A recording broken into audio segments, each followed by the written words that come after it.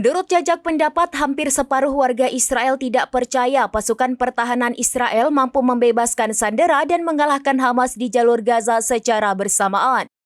Survei yang dilakukan oleh Viterbi Family Center for Public Opinion and Policy Research menunjukkan bahwa 49% responden meyakini pembebasan sandera sekaligus pelenyapan Hamas adalah hal yang tidak mungkin tercapai. Sementara itu, 46% responden mengaku yakin bahwa kedua hal itu bisa diwujudkan secara bersamaan. Ketika ditanya mengenai tujuan yang diprioritaskan, 68% responden mengatakan pembebasan sandera harus diutamakan.